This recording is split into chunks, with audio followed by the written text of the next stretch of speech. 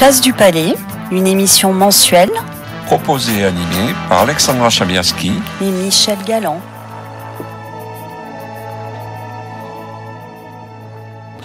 Chers amis, bonjour. Bonjour Alexandra, bonjour Jean-Yves. Bonjour Michel, bonjour Jean-Yves. Comme nous avions dit lors de notre dernière émission, le 3 mars, si mes souvenirs sont exacts. Oula, ça fait tellement longtemps. C'est ça, c'était un petit peu avant le Covid. Nous vous avons parlé du cas d'Alexandre de Bordeaux, voilà. qui avait rencontré un problème avec ses propriétaires. Il s'est retrouvé avec le compteur Linky installé chez lui sans qu'on lui ait rien demandé. Donc il avait fait appel à nous. Et malgré les renseignements que nous lui avions donnés, il n'a pas souhaité donner suite, il voulait pas avoir d'ennui avec ses propriétaires. Donc on a laissé les choses en l'état, mais on voulait quand même vous tenir informés.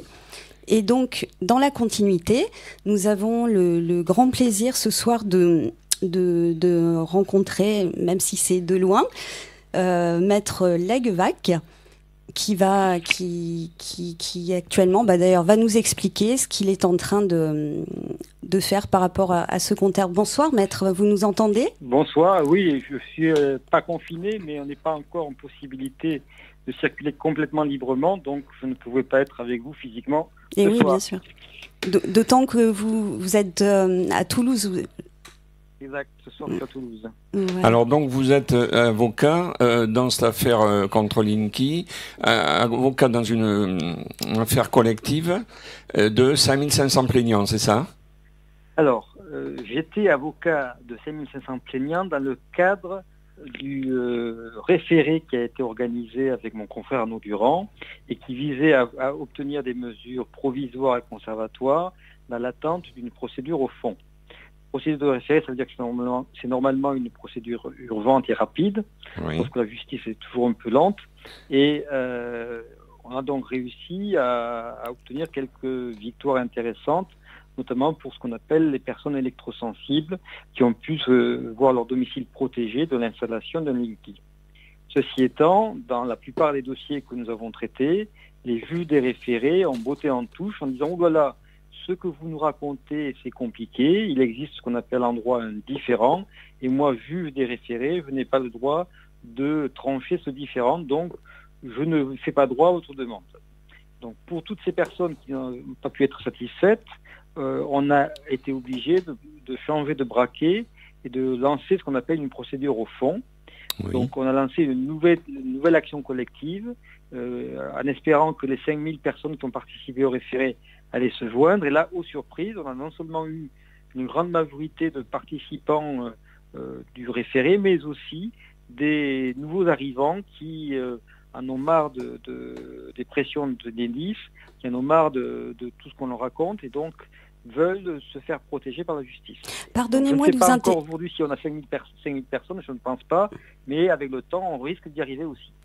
Oui, pardonnez-moi de vous interrompre, maître. Oui, pour nos auditeurs, parce que nous savons ce que c'est, mais on pourrait expliquer ce qu'est une action de groupe très concrètement, comment ça se met en place. Alors déjà, ce n'est pas une action de groupe. C'est ce que nous appelons une action collective conjointe. Quelle est la différence ? Elle est très simple. L'action de groupe, elle a été introduite dans le droit français par la loi de 2014 de M. Hamon, dans laquelle il est prévu qu'une association ou un syndicat peut lancer une action sur une question de droit qui concerne un grand nombre de personnes. Mais c'est l'association qui a le monopole, en quelque sorte, de l'action et de la direction du procès. Deuxième difficulté, c'est que ça ne peut pas s'appliquer dans tous les domaines. La loi a défini un certain nombre de champs d'activité qui est limitatif. Et donc, dans tous les autres domaines, on ne peut pas faire l'action de groupe. Et puis surtout, la troisième difficulté qui, pour moi, révèle le piège procédural qu'est une action de groupe telle qu'elle est conçue aujourd'hui, c'est que lorsque vous avez une action notamment en responsabilité, je prends un exemple simple, une action en responsabilité contre un fabricant automobile ou de médicaments. Dans un premier temps, vous devez faire une procédure pour démontrer la faute. Une fois que vous avez démontré la faute, vous avez une décision du tribunal qui va certainement faire l'objet d'un appel et d'une cassation. Au bout de 10 ans, vous avez donc un arrêt de cassation qui valide l'existence de la faute de l'industriel. Et là, il faut recommencer à zéro en revenant devant le tribunal pour chaque cas individuel, liquider les préjudices et donc démontrer au cas par cas que la faute qui a été bien reconnue est bien la source du préjudice que vous évoquez. Et comme c'est un nouveau procès, on repart pour un tour, pour tribunal, cour d'appel, cour de cassation, donc ça va durer... C'est une histoire sans fin tout ça. Ben oui, mais c'est d'après moi, ce vice qui est visible pour chacun a été pensé exprès pour rendre impossible l'utilisation de l'action de groupe. Donc, pour éviter ce piège-là, nous, on a réinventé l'action conjointe, c'est-à-dire qu'on va réunir, grâce à l'Internet, grâce à l'informatique, tout un tas de personnes qui ne se connaissent pas et qui ont des mêmes problèmes, et qui donc vont faire la même demande en même temps au juge. Et là, nous, on fait un 2 en 1, comme on pourrait dire. Oui. On démontre la faute et on demande l'indemnisation au cas par cas des préjudices. D'accord. Et est-ce qu'il est encore possible actuellement de se joindre à votre action ? Sur LinkedIn, il est encore possible de s'y joindre. L'action, je crois que l'adresse c'est linky.mysmartcap.fr. MySmartCap, ça veut dire mon cabinet malin en français dans le texte. D'accord. MYSMARTCAB. D'accord. T'as noté, Alexandra ? Oui, on le répétera plus tard pour également nos auditeurs. Sur Internet ou avec mon nom, on le retrouve assez facilement aussi. D'accord, mais il est encore possible donc éventuellement de se joindre à vous pour cette action conjointe. Mmh. D'accord. Alors, vous avez parlé, que Linky avait été obligé, si j'ai bien compris, de faire des installations protégées, c'est-à-dire... Enedis, oui. Enedis, oui. De faire des installations protégées, ça signifie quoi, ça ?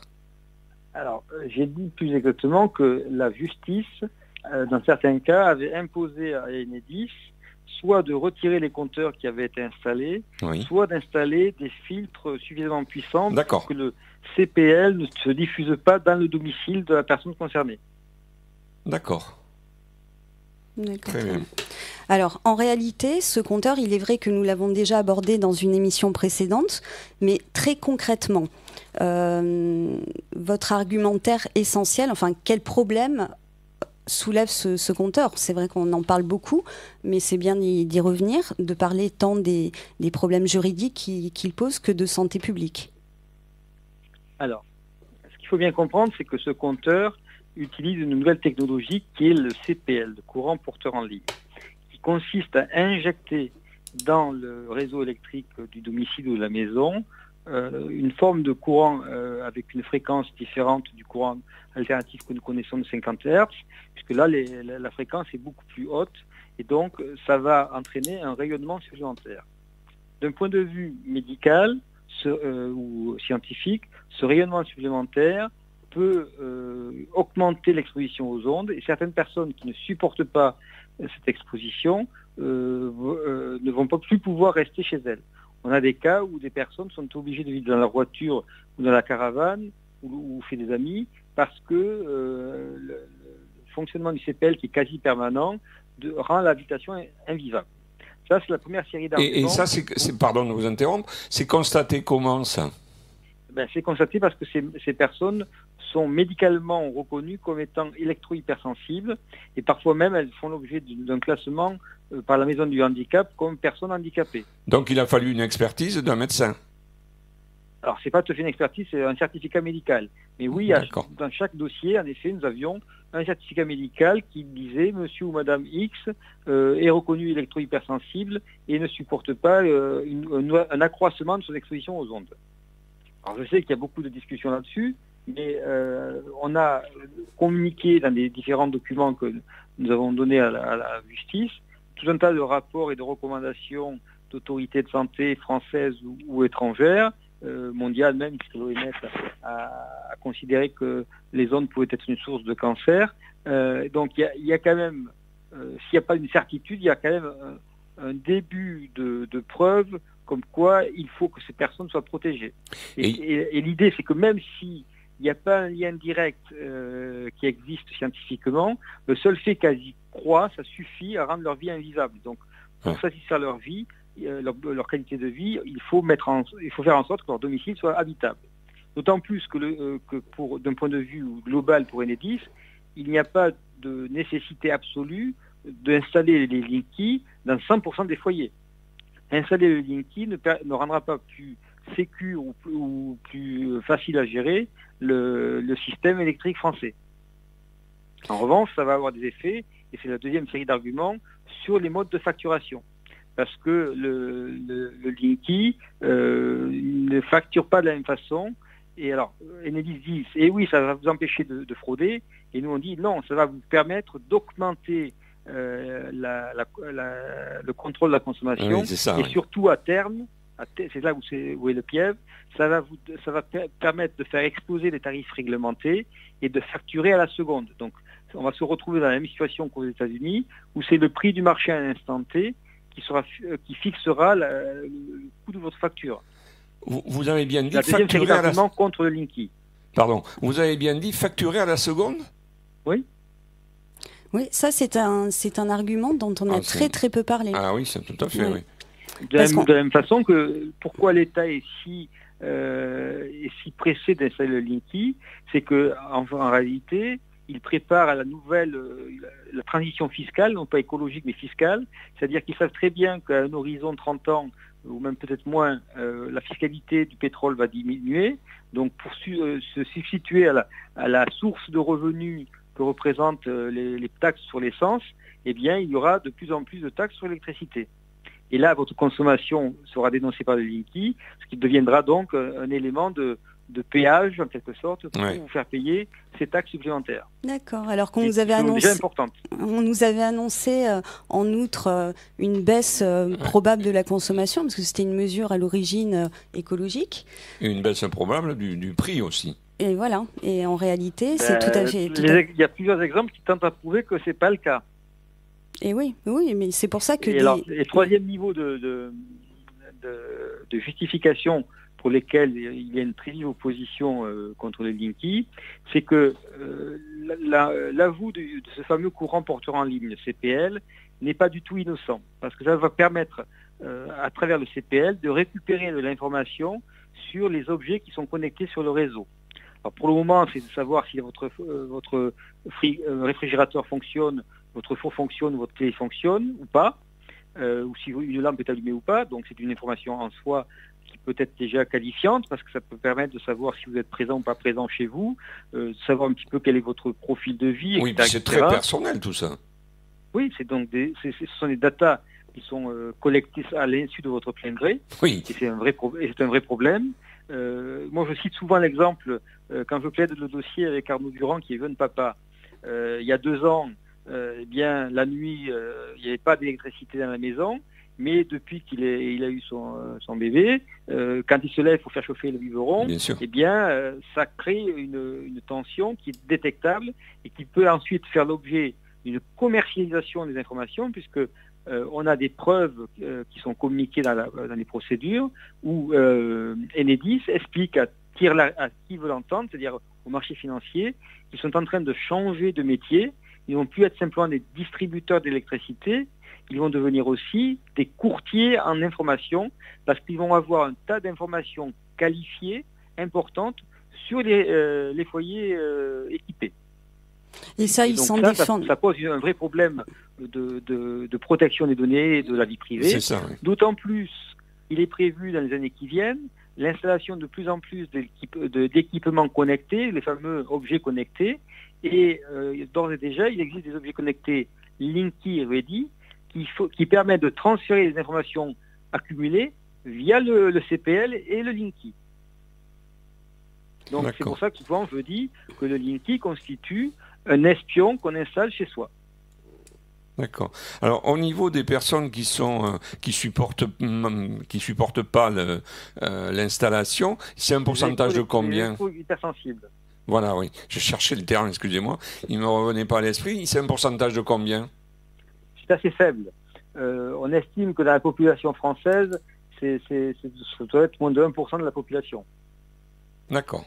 Mais ça peut aussi se développer, parce que comme on est de plus en plus entouré par les ondes, bien sûr. Et si la 5G est installée, il y aura encore plus de nuages d'ondes en permanence. Il est possible que vous ayez de plus en plus de gens qui ne supportent pas cette situation. C'est un peu comme la pollution atmosphérique. Moi, quand j'ai eu mes enfants qui étaient petits, à Paris, on constatait qu'il y avait des bronchiolites en permanence. Et donc, c'est l'une des raisons pour lesquelles on a quitté la capitale pour s'installer à la campagne. Et là, disparition immédiate de tout problème pulmonaire.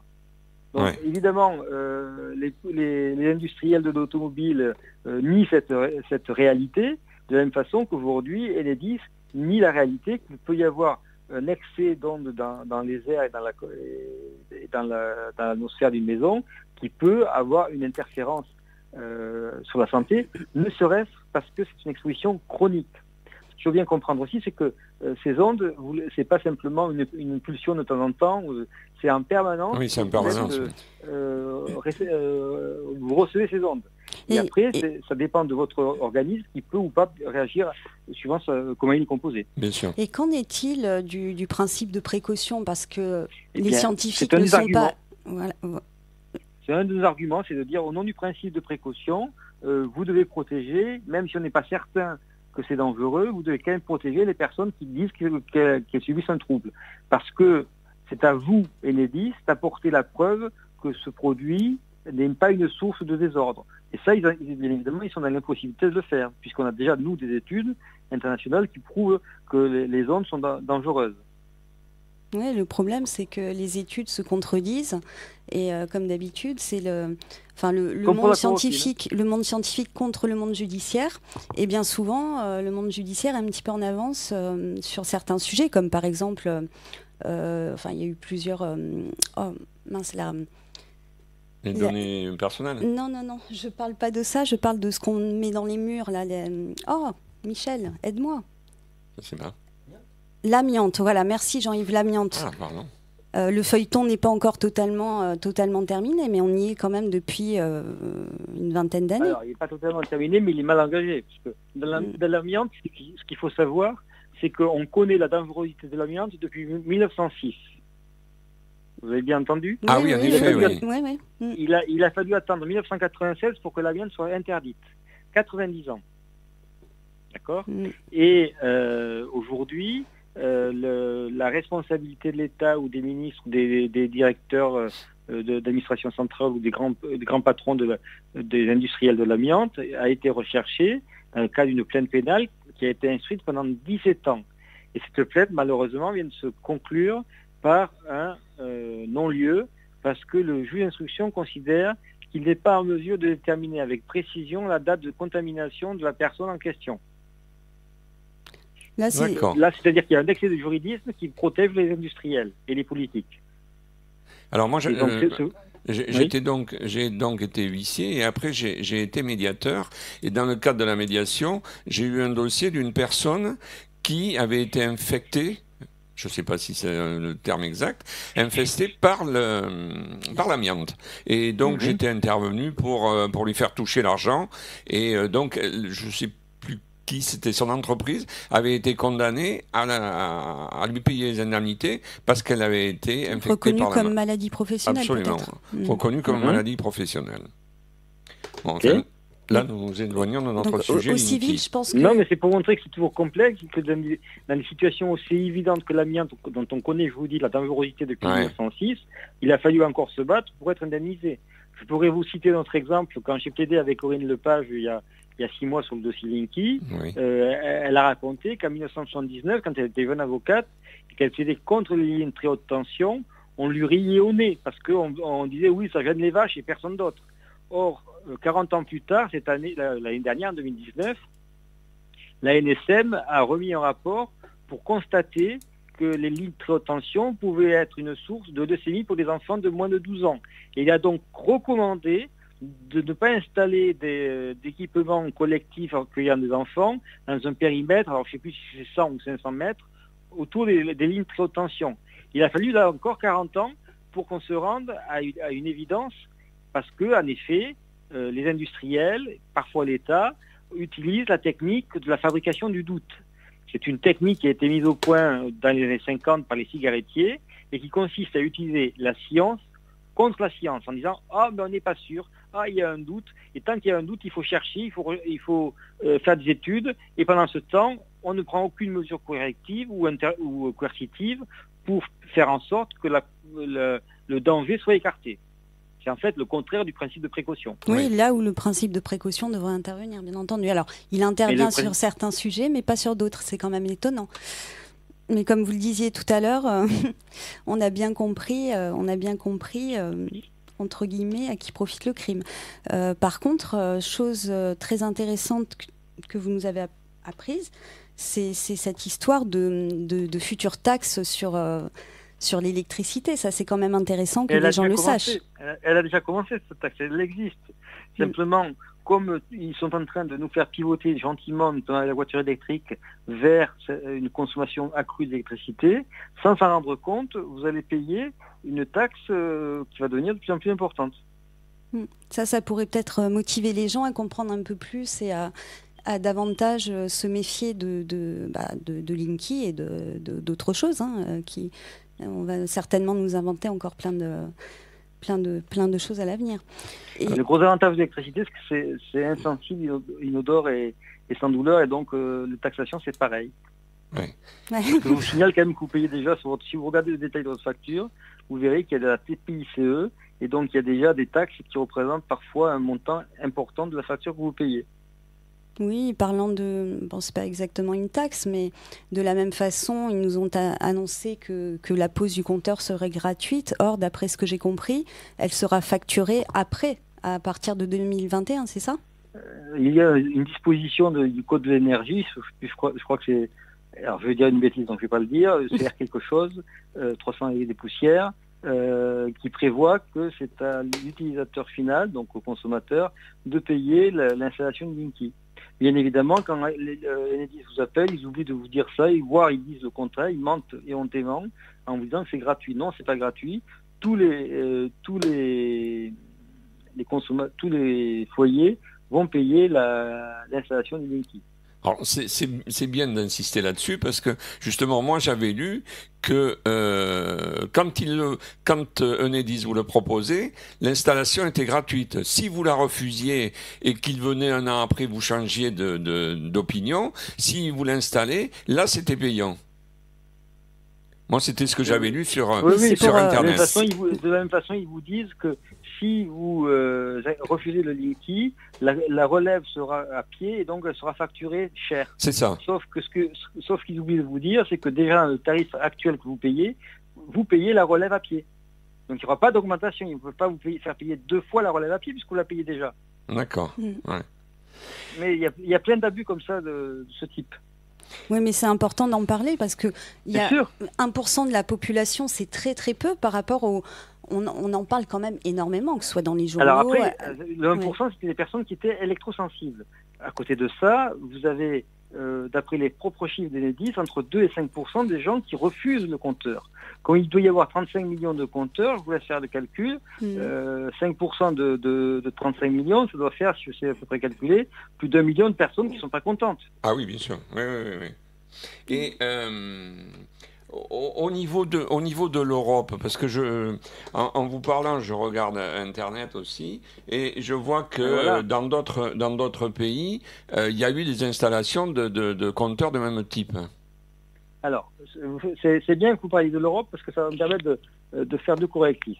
Premièrement, la directive, alors je ne sais plus quel est le numéro, mais qui permet l'installation du compteur dit intelligent, n'impose pas l'installation de ce compteur, contrairement à ce que raconte Enedis. Exactement. La preuve, par l'absurde, c'est qu'en Allemagne, ils ont renoncé à l'installation d'un compteur dit intelligent. Et pourtant, ils font des économies sur les énergies.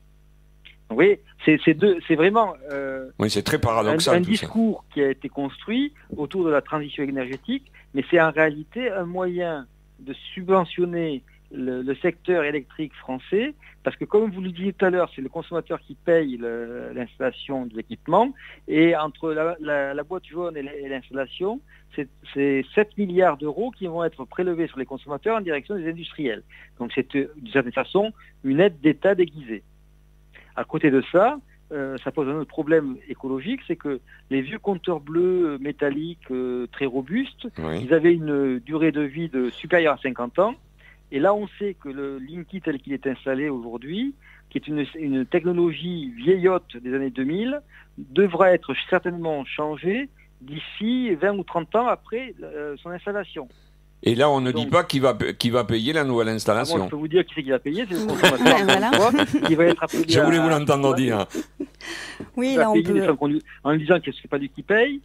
Et donc, rebelote, dans 20 ou 30 ans, on va recommencer l'installation d'un compteur qui sera encore plus performant et encore plus espionnant. Et ce qui est affolant, c'est que la plupart des outils soi-disant de consommation qui permettent au consommateur de contrôler sa consommation ne sont pas dans le Linky. Je m'explique. Le Linky vous permettra de connaître votre consommation de la veille. C'est pas très pratique pour vous verrez à l'instant T tout à fait, oui. la consommation. Alors qu'il existe aujourd'hui des petits appareils pas très chers que vous pouvez installer sur votre réseau et qui vont détecter les appareils qui sont encore allumés, si vous avez oublié une lampe à la cave ou si vous oubliez un appareil en veille, ça vous le dit. Et dans ce cas-là, ça vous invite presque à aller faire l'économie en éteignant cet appareil. Vous voyez, il n'y avait pas d'obligation européenne et pas de nécessité pratique de passer par ce système-là. On a fait encore un truc à la française, c'est-à-dire un truc général, obligatoire, coûteux et qui rapporte aux amis du pouvoir. D'où l'intérêt de toujours aller vérifier l'information à la source, mais il est évident qu'une directive européenne n'est pas forcément accessible à lire pour tout le monde, et il y a peu de gens qui vont faire la démarche, malheureusement. Donc c'est important de... Il y a des avocats qui le feront pour vous. Oui, voilà, mais heureusement, on le fait pour les gens, et il est important de souligner que dans cette directive, à aucun moment on l'impose, ce n'est pas ça qui est écrit, on est bien d'accord. On est d'accord. On est d'accord. Alors, très concrètement, quel conseil donneriez-vous à une personne qui n'a pas nécessairement envie d'intenter un procès, mais qui ne veut pas non plus du compteur? Est-ce qu'il faut qu'il écrive? Est-ce qu'il faut que... Parce que des gens nous posent la question. C'est une bonne question, mais le problème, c'est qu'en face de vous, vous avez des gens qui sont, volontairement ou pas, inaptes à l'écoute des consommateurs. C'est-à-dire que vous pouvez leur écrire toutes les lettres que vous voulez, leur envoyer les huissiers avec des commandements, des injonctions, etc. Ils s'assoient dessus et ils prétendent que le droit est de leur côté. Et donc, les courriers, les pétitions, c'est bien pour se mobiliser, mais ça n'a pas beaucoup d'efficacité vis-à-vis d'Enedis. De la même façon, le fait de cloîtrer, de barricader son compteur, ça vous donne une protection très relative parce que Enedis serait en droit de venir vous le reprocher et donc c'est toujours problématique. C'est bien la raison pour laquelle nous on propose une solution qui soit respectueuse du droit, c'est-à-dire de demander au juge de vous protéger contre l'envahissement de votre domaine privé par un industriel qui veut récupérer des informations à l'insu de votre plein gré. Et donc, je ne pense pas que les autres techniques soient aussi efficaces, même si pour le moment c'est plus efficace, que la saisine de la justice. Bien sûr. Est-ce que les maires peuvent intervenir, les maires des communes peuvent intervenir dans ces affaires-là? Est-ce qu'ils peuvent dire, dans ma commune, il n'y aura pas de compteur Linky? Alors, le Conseil d'État s'est prononcé sur la question et a dit que les maires n'avaient pas de compétences en la matière, donc ils ne peuvent pas intervenir. Ils ne peuvent pas interdire le compteur Linky? D'accord. C'est pas dans leur compétence. C'est pas dans leurs attributions. Oui. Et à votre avis, à quel horizon pourrions-nous éventuellement avoir une décision qui pourrait être positive, du moins? Eh bien, normalement, on devrait lancer la procédure dans pas trop longtemps, quand on aura un petit peu de temps devant nous. Et une fois que la procédure est lancée, il faudra quand même attendre au moins 1 ou 2 ans pour avoir une décision. Alors, pardonnez-moi, mais vous attendez quoi pour lancer effectivement la procédure? On attend d'avoir un nombre significatif, et puis malheureusement, on travaille sur plein de choses en même temps. Oui. Donc, on est un petit peu occupé en ce moment par les histoires de Covid et de chloroquine. Donc, je pense qu'on va essayer, mais je ne vous garantis pas, de faire ça avant le 15 juillet. D'accord. Oui, donc c'est demain, quoi. c'est assez rapide. Ouais, d'accord. Et est-ce que vous avez, je suppose qu'il n'y a pas que vous, en tant qu'avocat, qui avez des dossiers contre Enedis, où en sont vos confrères? Est-ce que vous savez ça? C'est très variable. Il y a en effet plusieurs avocats, en plus d'Arnaud Durand, qui travaillent avec nous. Il y a plein plusieurs confrères à Paris et à Grenoble qui s'occupent de ce genre d'action. Et est-ce que vous pouvez envisager de vous regrouper? C'est toujours envisageable. Après, c'est une question humaine, de relations humaines. Ouais. Vous savez, les avocats sont souvent des individualistes forcenés et ils ont un gros ego à gérer. Donc, ils n'admettront jamais qu'ils puissent travailler ensemble pour faire avancer les choses. Heureusement, dans certains dossiers, on y arrive, mais c'est pas facile. Ouais. Alors, pardon de poser un sujet qui peut, non pas fâcher, mais si quelqu'un veut rejoindre votre action collective conjointe, la vôtre, que vous menez avec Maître Durand, c'est ça, Arnaud Durand?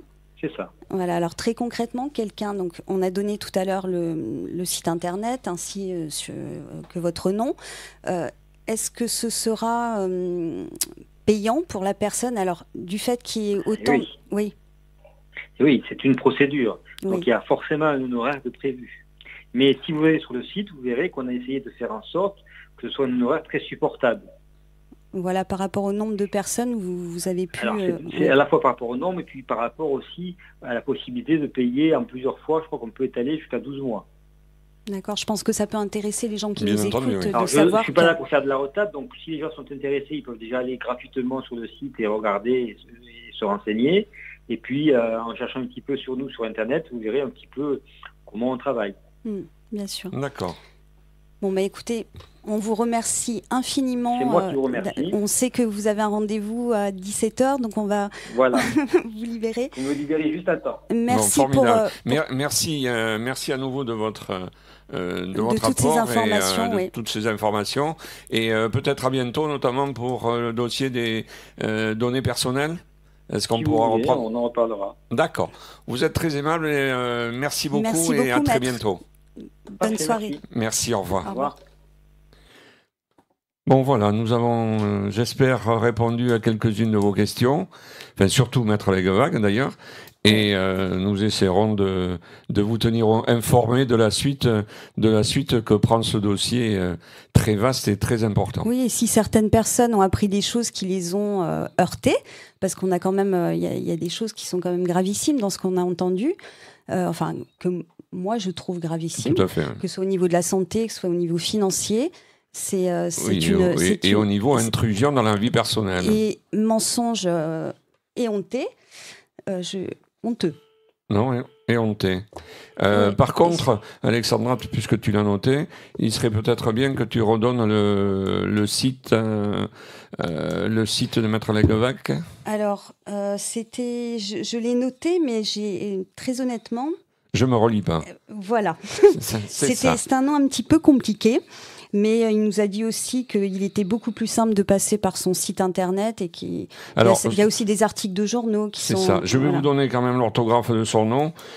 C'est Leguevaques. Je répète, Leguevaques. Et c'est un avocat de Toulouse.